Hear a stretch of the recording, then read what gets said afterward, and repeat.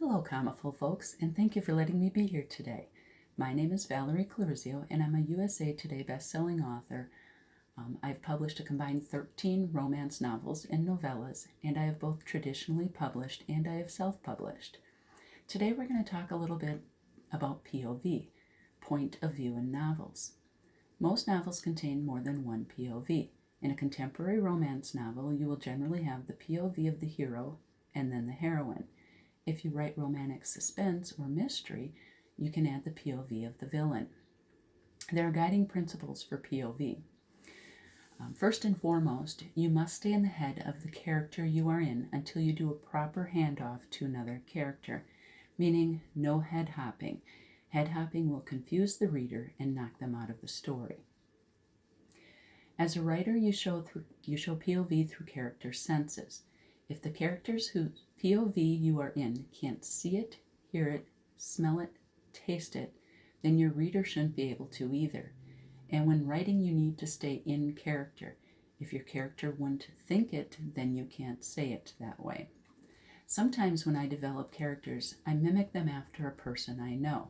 So say I'm writing a sensitive male character. I pin someone I know onto that character when writing his dialogue and reactions to things. When something happens to that character, I think to myself, what would John say or do?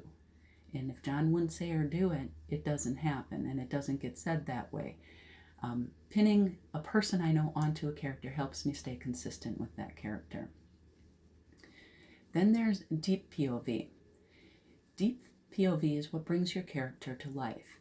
You're writing from the character's head, their heart, their soul and body, and it pulls the reader in there with you. It's about making the reader care more about your characters and know and understand that character inside and out, and sometimes even your secondary characters. So how do you accomplish deep POV? There's several techniques that we'll talk about. The first technique is dialogue.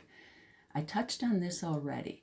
So what I want to say here is make sure your dialogue always sounds like your character. Stay consistent.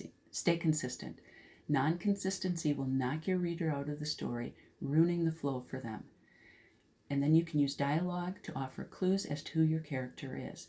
If they're excited, show excitement. If they're not saying something or hiding something, hint at it, show it. The next technique is internal thought. Like real life characters, or like real life people, characters don't always say what they think, but there's a lot rolling around in their heads.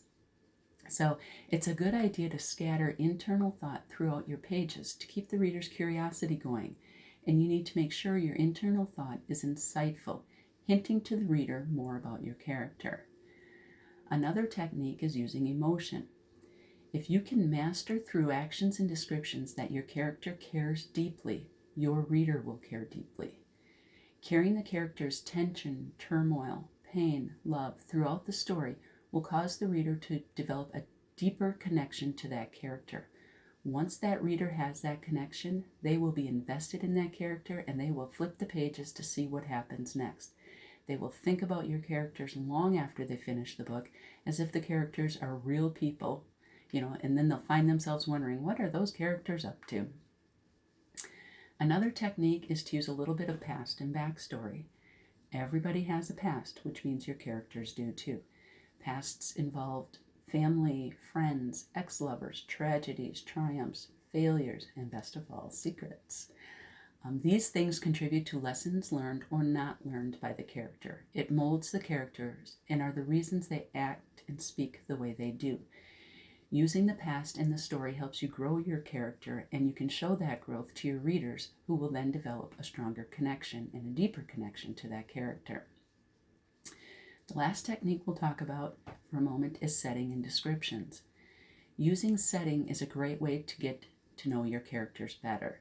You need to describe things only your character would see using descriptive words only he or she would use. This will help show your character's internal makeup and allow the reader to get to know them better. And then again, they will develop a more personal connection to that character. I'm guessing by now you've seen a theme here: personal connection to the characters in your book. If you can get the reader to develop a deep personal connection to your character, They will flip those pages to see what happens next. And they will think about your characters long after they finish your book, and this will make them pine for your next book. Well, that's all I have today for POV. If you'd like to learn more about me or my books, you can find me at www.valeriejclarizio.com. And then here's a quick peek at my most recent novel, which is a time travel. This is my first time travel novel, so I'm pretty excited about it. It just came out on March 17th.